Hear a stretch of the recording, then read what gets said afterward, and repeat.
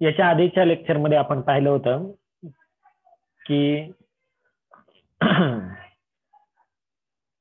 P&L statement, balance sheet आणि notes पाहिल्या होत्या.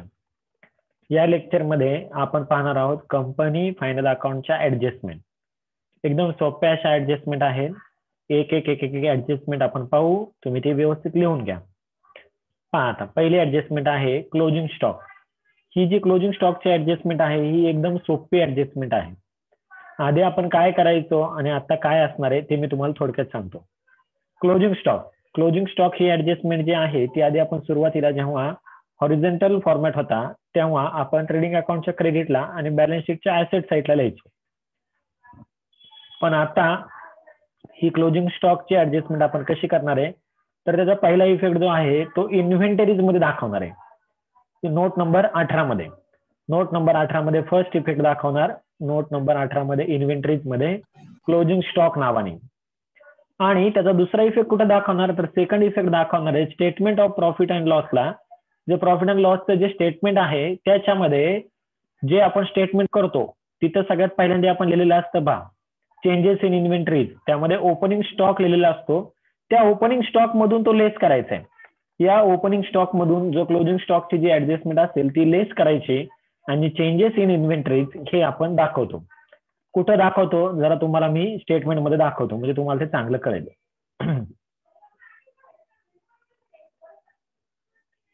हे जे आहे आपलं हे P&L स्टेटमेंट आहे पहा. या P&L स्टेटमेंट मध्ये इथे तुम्हाला दिसतंय का की इथे ओपनिंग स्टॉक आपण लिहिलेला असणार आहे काही जो असेल तो. त्याच्यामधून क्लोजिंग स्टॉक मायनस करणार आणि ती जी वजाबाकी येईल ती इथे अमाऊंट मध्ये दाखवणार. आता लक्षात घ्या जर फॉर एक्झाम्पल म्हणून इथे मी तुम्हाला आकडे दाखवतो. ओपनिंग स्टॉक जर 1 लाख रुपये असेल तर 1 लाख रुपये आपण इथे लिहिणार आणि क्लोजिंग स्टॉक हा जर 50,000 असेल तर 1 लाखातून 50,000 वजा करणार आणि जे येतात ते 50,000 इथे लिहिणार. पण तुमच्या मनामध्ये आता एक प्रश्न असा आला असेल की जर सर समजा ओपनिंग स्टॉकच 50,000 असेल. काय सांगितलं मी ओपनिंग स्टॉकच जर 50,000 असेल तर काय करायचं बघू ना तेही सांगतो मी तुम्हाला. ओपनिंग स्टॉकच जर 50,000 असेल आणि क्लोजिंग स्टॉक जर 1 लाख असेल तर काय करायचं. ओपनिंग स्टॉक 50,000 आहे. क्लोजिंग स्टॉक किती आहे 1 लाख आहे. 50,000तून 1 लाख गेले. 50,000तून 1 लाख गेले तर किती वजाबाकी राहणार आहे वजा 50,000 राहणार आहेत. मायनस 50,000 राहणार आहे. मग याला मायनस साईन द्यायचं. जे येणार आहे ना त्याला काय द्यायचं वजा 50,000 साईन द्यायचं. समजलं का. आणि 18 नंबरचं कुठं दाखवायचं तर 18 नंबरचं एक दाखवून सांगून देतो तुम्हाला की कुठं येतं 18 नंबरचं.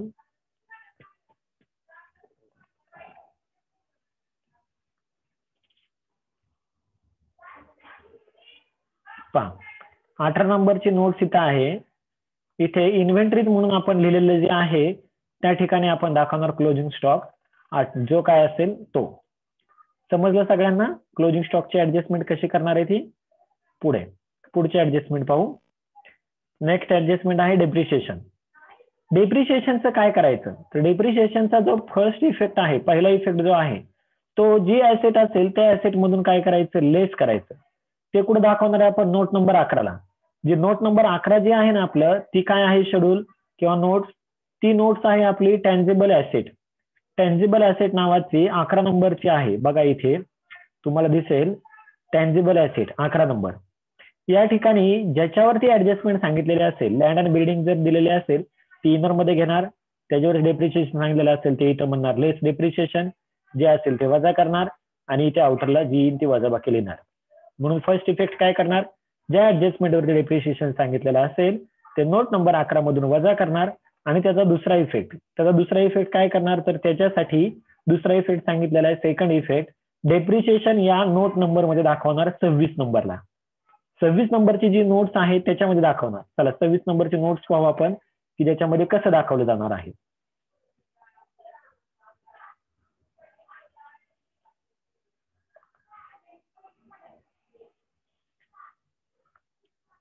पहा कुठं गेलं एकच मिनिट. 12 नंबर 26 नंबर कुठे इथे का हा का इथे आहे 26 number. Depreciation of land and building depreciation of plant and machinery. ज्याच्या कशावरचं डेप्रिसिएशन असेल ते नोट नंबर 26 मध्ये आपण दाखवणार. एक इफेक्ट करणार कशातून, 11 मधून लेस, ज्या ऍसेटवर सांगितलेलं असेल त्यातून लेस करणार.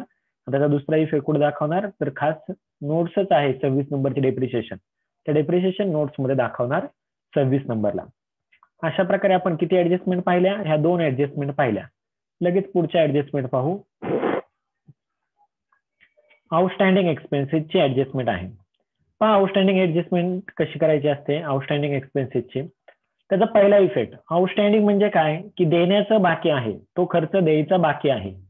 म्हणून त्याचा फर्स्ट इफेक्ट काय करणार आपण, add particular expenses. For example rent असेल, रेंट आउटस्टँडिंग सांगितलेलं असेल, सॅलरी आउटस्टँडिंग असेल, जे काही आउटस्टँडिंग असेल, वेजेस आउटस्टँडिंग असतील, काय असेल ते आपण त्या पर्टिक्युलर एक्सपेन्सेस मध्ये ऍड करणार. फॉर एक्झाम्पल सॅलरी वेजेस जर असेल तर ते कुठे दाखवणार आपण, ह्याला दाखवतो ऍड पर्टिक्युलर एक्सपेन्स 25-26 ला दाखवतो. 25 नंबरला एक्सपेन्सेस दाखवतो. ते एकच मिनिट तुम्हाला 25 नंबरची नोट दाखवतो, म्हणजे तुम्हाला बऱ्यापैकी कळेल. ही 25 नंबरची जी नोट्स आहेत तिथं काय आहे, एम्प्लॉईज बेनिफिट्स एक्सपेन्सेस. तिथे आपण काय करतो की वेजेस सॅलरी लिहिलेली असते ती इनर मध्ये घेणार जर त्याच्यावर ऍडजस्टमेंट असेल तर, आणि तिथे म्हणणार ऍड आउटस्टँडिंग, जेवढं आउटस्टँडिंग असेल ते ऍड करणार, आउटरला टोटल घेणार. 25 मध्ये सॅलरी आणि वेजेस असतील तर. आणि दुसरा इफेक्ट करायचा आणखीन जर समजा कशावरती असेल, डायरेक्टर फी असेल, जनरल एक्सपेन्सेस असतील, रेंट असेल किंवा आणखीन इतर दुसरे कोणते एक्सपेन्सेस असतील त्याच्यावरती आउटस्टँडिंग असेल तर ते इथं आपण 27 ला दाखवतो. त्या 27 मध्ये ते ऍड करणार आणि आउटरला घेणार. इथे असेल वेजेस आणि सॅलरीवर तर 25 ला, आणि दुसऱ्या ठिकाणी असेल दुसरे एक्सपेन्सेस असतील तर 27 ला त्यामध्ये काय करणार आपण, ऍड करणार. हा आपण करणार फर्स्ट इफेक्ट. आणि दुसरा इफेक्ट, इथे प्रिंटिंग मिस्टेक झालेली, टायपिंग मिस्टेक आहे, इथे 26च्या ऐवजी 27 समजा, 27 आहे ही. म्हणून 25 आणि 27 नोट्स नंबर मध्ये तो पर्टिक्युलर एक्सपेन्सेस काय करणार आपण, तेवढा ऍड करणार. त्याचा दुसरा इफेक्ट कुठे दाखवणार, आउटस्टँडिंग आहे अदर करंट लायबिलिटीज, द्यायचं बाकी आहे. किती नंबरला, नोट नंबर 9 ला. म्हणून नोट नंबर जे 9 आहे त्या ठिकाणी आपण दाखवणार. नोट नंबर 9 या ठिकाणी आहे, या ठिकाणी त्यासाठी तुम्हाला मी म्हटलंच होतं त्यामध्ये फक्त आउटस्टँडिंग दाखवलं जातं. इथे तुम्हाला दिसत असेल पहा 9 नंबर मध्ये अदर करंट लायबिलिटीज मध्ये आउटस्टँडिंग सॅलरी असेल, आउटस्टँडिंग रेंट असेल, जे काय आउटस्टँडिंग असेल त्यासाठी जी नोट्स आहे ती आहे 9 नंबर. त्या 9 नंबर मध्ये त्याचा दुसरा इफेक्ट दाखवणार. अशा प्रकारे आपण आउटस्टँडिंग एक्सपेन्सेसची ऍडजस्टमेंट पाहिली. पुढची ऍडजस्टमेंट पाहू. पुढची ऍडजस्टमेंट आहे आरडीडी ची. आरडीडी चे इफेक्ट कसे करायचे, तर त्याचा फर्स्ट इफेक्ट जो आहे तो आधी आपण काय करत होतो लक्षात घ्या. आधी आपण करत असताना डेटर्स मधून लेस करायचो, पण आता इथे तसं नाहीये. इथे आता वेगळ्या प्रकारे करावं लागते. कसं करायचं असतं, तर त्याचा फर्स्ट इफेक्ट जो आहे differ tax liability note number 4, note number 4 मध्ये दाखवायचं असतं. म्हणजे या ठिकाणी पहा, ही जी 4 नंबरची जी नोट्स आहे तिथं आपण बघताना पाहिलं होतं, ज्या नोट्स पाहिल्या ना तेव्हा आपण पाहिलं होतं की डिफर टॅक्स लायबिलिटी मध्ये आरडीडी दाखवणार आपण फर्स्ट इफेक्ट. फर्स्ट इफेक्ट कुठे दाखवणार, तर डिफर टॅक्स लायबिलिटी मध्ये दाखवणार 4 नंबरला. आणि त्याचा दुसरा इफेक्ट कुठे दाखवणार, तर त्याचा दुसरा इफेक्ट जो आहे तो दाखवणार आहे आपण 27 नंबरला. इथे आपण 27 नंबर जे अदर एक्सपेन्सेसची जी नोट्स आहे त्या ठिकाणी देणार आरडीडी आणि ती अमाऊंट. आधी आपण आरडीडी डेटर्स मधून वजा करायचो, त्याच्याऐवजी त्याचे इफेक्ट काय आहेत, तर 4 नंबर आणि 27 नंबर. लक्षात ठेवा व्यवस्थित, आरडीडी चे इफेक्ट 4 नंबर आणि 27 नंबर. 4 नंबर म्हणजे काय, डिफर टॅक्स लायबिलिटी, आणि 27 नंबर म्हणजे अदर एक्सपेन्सेस. नेक्स्ट पुढची ऍडजस्टमेंट आहे write off preliminary expenses. Preliminary expenses नावाचे जर एखादा एक्सपेन्सेस आपल्याला दिलेला असतो ते ऍसेटच असते ऍक्च्युली, आणि तो राईट ऑफ करायला सांगितलेला असतो. प्रिलिमिनरी एक्सपेन्सेस नावाचा एक्सपेन्सेस ऍसेट काय करायला सांगितलेली असते, राईट ऑफ करायला सांगितलेली असते. ते काय करायची, आधी ती प्रिलिमिनरी एक्सपेन्सेस ही डिफर ऍसेट असल्यामुळं ती आपण कुठे दाखवतो पहा, ती दाखवत असतो आपण 16 नंबरला. जे 16 नंबरचं जे नोट्स आहेत त्या ठिकाणी आपण दाखवतो हो का, इथे प्रिलिमिनरी एक्सपेन्सेस. प्रिलिमिनरी एक्सपेन्सेस नावाचे इनर मध्ये 16 मध्ये दाखवतो आपण अदर नॉन करंट ऍसेट मध्ये प्रिलिमिनरी एक्सपेन्सेस. तिथून करतो आपण लेस राईट ऑफ, जेवढी काही राईट ऑफ करायला सांगितलेली असेल 10%, 20%, 25% किंवा डायरेक्ट अमाऊंट काढून दिलेली असती 10,000, 5,000 काय जे सांगितलेले असेल ते. त्याप्रमाणे आपण प्रिलिमिनरी एक्सपेन्सेस मधून राईट ऑफ करणार तेवढी अमाऊंट आणि ती वजाबाकी आउटरला घेणार. हा करणार आपण फर्स्ट इफेक्ट. पहिला इफेक्ट हा करणार. तर दुसरा इफेक्ट काय करणार, तर दुसरा इफेक्ट आपण करणार 27 नंबरला म्हणजेच ऑदर एक्सपेन्सेसला 27 नंबर ऑदर एक्सपेन्सेस इथं आपण लिहिलेलं आहे पहा प्रिलिमिनरी एक्सपेन्सेस. राईट ऑफ करून जो येईल तो प्रिलिमिनरी एक्सपेन्सेस नावाचा इफेक्ट इथे आपण दाखवणार 27 नंबरला ऑदर एक्सपेन्सेस मध्ये. लक्षात ठेवा काय करायचं आहे प्रिलिमिनरी एक्सपेन्सेसचे इफेक्ट लेस 16 आणि शो 27. 16 म्हणजेच काय ऑदर करंट ऍसेट मधून लेस करायचे जिथं लिहिलेले असतात आपण तिथून आणि त्याचा दुसरा इफेक्ट जेवढे वजा केलेले असतील तेवढे नोट नंबर 27 ला दाखवायचे. अशा प्रकारे आपण ही पाहिली less of write off preliminary expenses नावाची ऍडजस्टमेंट. नेक्स्ट ऍडजस्टमेंट आहे ही ऍडजस्टमेंट खूप सोपी आहे पहा. ही ऍडजस्टमेंट आहे ट्रान्सफर टू जनरल रिझर्व्ह किंवा other reserve. General reserve, reserve fund किंवा आणखी इतर कोणत्याही रिझर्व्हला जर रक्कम ट्रान्सफर करायला सांगितलेली असेल तर काय करायचे. तर ह्या ऍडजस्टमेंटचे एकाच नोट्सवरती इफेक्ट होतात. जसं आपण इथं पाहिलं 16, 27, 4, 19 वगैरे जे काय आपण पाहिलेलं आहे त्याच्याऐवजी आता इथे ही जी नोट्स आहे किंवा ही जी वर्क ऍडजस्टमेंट आहे याचे एकाच नोट्सवरती इफेक्ट होतात. पाहू आपण फर्स्ट इफेक्ट कुठं होतो. फर्स्ट इफेक्ट करायचा ऍड जनरल रिझर्व्ह और अदर रिझर्व्ह. जनरल रिझर्व्ह सांगितलेलं असेल तर जनरल रिझर्व्ह मध्ये तेवढी रक्कम ऍड करायची नोट नंबर 2A मध्ये. 2A मध्ये ती ऍड करायची आणि दुसरा इफेक्ट पहा दाखवायचा तो कुठे आहे सेकंड इफेक्ट अप्रोप्रिएशन. अप्रोप्रिएशन म्हणजेच कुठं नोट्स नंबर 2C. कसं दाखवायचं चला तुम्हाला ते डायरेक्ट दाखवतो प्रत्यक्षात कसं करायचं. नोट्स नंबरला जाऊयात आपण मग तुम्हाला कळेल नक्की कसं करायचं. इथे पहा ही 2 नंबरची नोट्स आहेत. ह्या 2 नंबरच्या नोट्स मध्ये समजा जनरल रिझर्व्हला रक्कम 10,000 रुपये ट्रान्सफर करायला सांगितलेली असेल तर काय करायचं. तर जुना जो जनरल रिझर्व्ह असेल तो इथे इनर मध्ये आपण लिहिणार. जनरल रिझर्व्ह इनर मध्ये लिहिणार. त्याच्यामध्ये चालू वर्षी जेवढी काही रक्कम ऍड करायला सांगितलेली असेल ती म्हणणार आपण ऍड करंट इयर. इथे त्यामध्ये ऍड करणार आणि आउटरला बेरीज करून घेणार. हा झाला आपला फर्स्ट इफेक्ट. आणि सेकंड इफेक्ट काय सांगितलेला आहे तर 2 मध्ये सी मध्ये अप्रोप्रिएशन मध्ये दाखवणार. म्हणून इथं लिहिलेलं आहे पहा ट्रान्सफर टू रिझर्व्ह. इथं ट्रान्सफर टू जनरल रिझर्व्ह म्हणणार किंवा आणखीन जर काही दुसऱ्या रिझर्व्हचं नाव सांगितलेलं असेल ते इथं घेणार आणि मग ती रक्कम इथं घेणार 10,000 आणि मग यांची काय करणार बेरीज करणार आणि ती इथे घेणार. आणि 2 नंबर मध्ये आपण काय करतो तर हे ए ची आणि बी ची बेरीज करतो आणि त्यातून अप्रोप्रिएशनची जी बेरीज आली असेल ती वजा करतो आणि नंतर 2 नंबरची काय येते बेरीज येते टोटल येते 2 नंबर नोट्सची. मी इफेक्ट नीट व्यवस्थित सांगतो पुन्हा एकदा. जर एखाद्या रिझर्व्ह रक्कम ट्रान्सफर करायला सांगितलेली असेल तर त्या रिझर्व्ह मध्ये तेवढी रक्कम ऍड करायची 2 नंबरच्या ए मध्ये रिझर्व्ह मध्ये.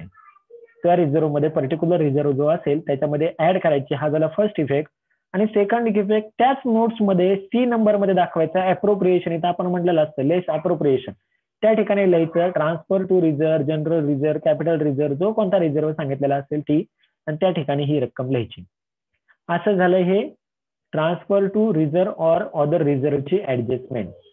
ही झाली ऍडजस्टमेंट. समजले असेल सगळ्यांना व्यवस्थित.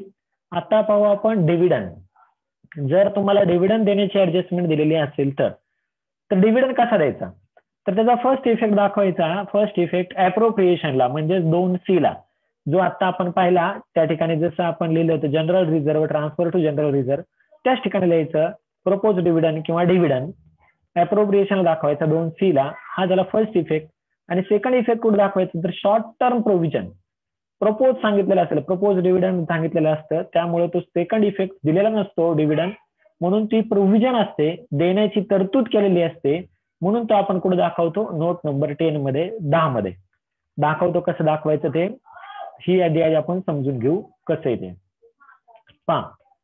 2 नंबरचे जे नोट्स आहे 2C मध्ये आपण इथं लिहिलेलं आहे पहा प्रपोज डिव्हिडंड.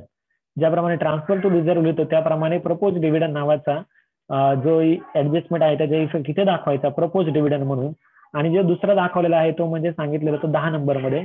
10 नंबरची नोट्स तुम्हाला दाखवतो म्हणजे तुम्हाला चांगलं कळेल. ओके शॉर्ट टर्म प्रोव्हिजन नावाचे जे नोट्स आहे त्या ठिकाणी मी इथं दाखवलेलं नाहीये पण इथं लिहायचं propose dividend. Propose dividend provision for taxation वगैरे वगैरे असं इथं शॉर्ट टर्म प्रोव्हिजन येतात. प्रपोज डिव्हिडंड 1 वर्षाच्या आत द्यावाच लागतो आपल्याला म्हणून आपण इथे लिहितो प्रपोज डिव्हिडंड 10 नंबर मध्ये आणि तो इथं घेतो.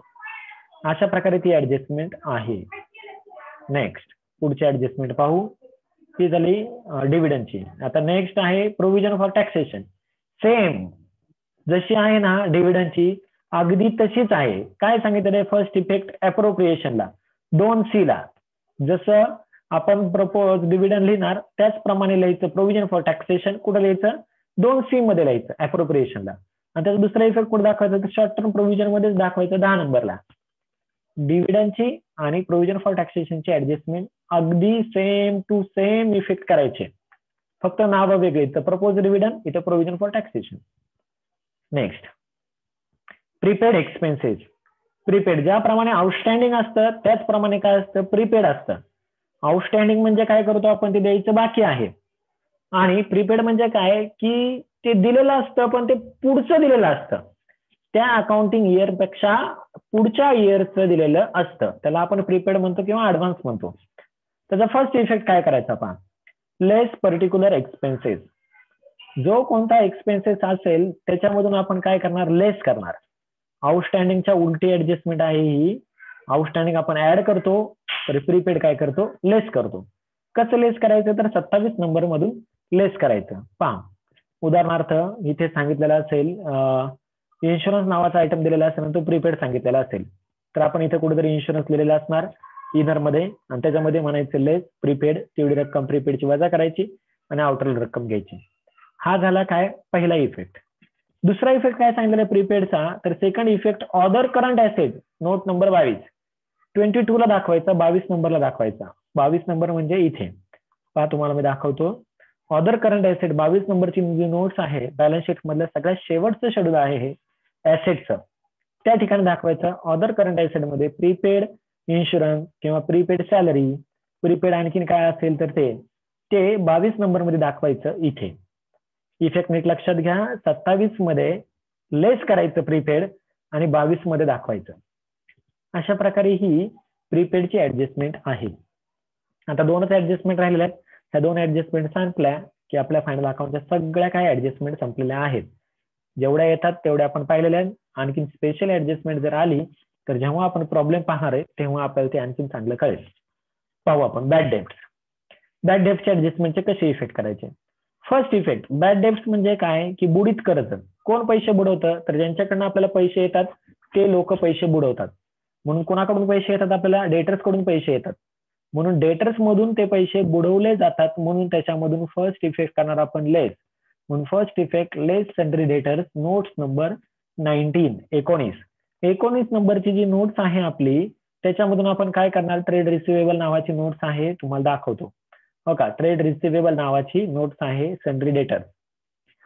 या सन्ड्री डेटर्स इनर मध्ये आपण लिहिणार ऍडजस्टमेंट असल्यानंतर आणि तिथे म्हणणार लेस बॅड डेब्ट, जेवढे बॅड डेब्ट्स असतील तेवढे वजा करणार आणि आउटरला ती रक्कम लिहिणार. डेटर्स मधून लेस करायचे म्हणजे 19 नंबर मधून लेस करायचे बॅड डेब्ट, आउटरला रक्कम घ्यायची. हा झाला आपला पहिला इफेक्ट. आणि दुसरा इफेक्ट काय सांगितलेला आहे तर दुसरा इफेक्ट सांगितलेला आहे second effect other expenses note number 27. 27 नंबरची जी नोट्स आहे इथे आपण लिहिणार बॅड डेब्ट, जेवढे लेस करणार तेवढे. इफेक्ट नीट व्यवस्थित समजला. काय करायचं इफेक्ट पुन्हा एकदा सांगतो. बॅड डेब्ट्स म्हणलं की ट्रेड रिसिवेबल म्हणजेच नोट्स नंबर 19 मधून लेस करायचा आणि सेकंड इफेक्ट दाखवायचा तो म्हणजे अदर एक्सपेन्सेसला. शेवटची ऍडजस्टमेंट पाहू, आउटस्टँडिंग डिबेंचर इंटरेस्ट. कधी कधी आपल्याला आउटस्टँडिंग डिबेंचर इंटरेस्ट ही ऍडजस्टमेंट दिलेली असते, तर ती कशी करायची. तर त्याचा first effect long term borrowing. Debentures आपण लिहितानाच कुठं लिहितो 3 नंबरच्या नोट्स मध्ये लिहितो, लॉंग टर्म बॉरोविंग मध्ये डिबेंचर्स लिहितो. त्या ठिकाणी काय करायचं, त्या ठिकाणी डिबेंचर्स मध्ये काही जण ऍड करतात, चालतं ऍड केलं तरी, पण आपण लिहिताना सेपरेट लिहूया. 3 नंबर मध्ये डिबेंचरच्याच खाली आउटस्टँडिंग डिबेंचर इंटरेस्ट नावाने आपण ते लिहिणार. त्याचा फर्स्ट इफेक्ट तुम्हाला दाखवतो. ही आहे आपल्या 3 नंबरची नोट. इथे आपण लिहिलेलं असतं डिबेंचर 5%, 7% जे काय पर्सेंटेज असतील ते डिबेंचर इथे अमाऊंट असते. या अमाऊंटवरती एवढ्या पर्सेंटेजने डिबेंचर इंटरेस्ट काढायचं, जेवढं आउटस्टँडिंग आहे तेवढंच. ते कुठं लिहायचं त्याच्याच खाली लिहायचं आउटस्टँडिंग डिबेंचर इंटरेस्ट, आउटरला रक्कम. हे दोन्ही इनर मध्ये घेऊन नंतर आउटरला घेतलं तरी चालतात, तुम्हाला जसं योग्य वाटेल तसं ऍड केलं तरी चालतात, सेपरेट लिहिले तरी चालतात. आउटस्टँडिंग डिबेंचर इंटरेस्ट नावाने 3 नंबरला दाखवणार आणि त्याचा दुसरा इफेक्ट जो आहे तो दाखवणार आपण 27 नंबर मध्ये आउटस्टँडिंग डिबेंचर इंटरेस्ट किंवा डिबेंचर इंटरेस्ट नावाने इथे 27 नंबर मध्ये. अशा प्रकारे आपण काय केलेले आहेत या सगळ्या ऍडजस्टमेंट पाहिलेल्या आहेत. या जनरली ऍडजस्टमेंट येतात ज्या आता आपण पाहिल्या. समजलं का सगळ्यांना ऍडजस्टमेंट?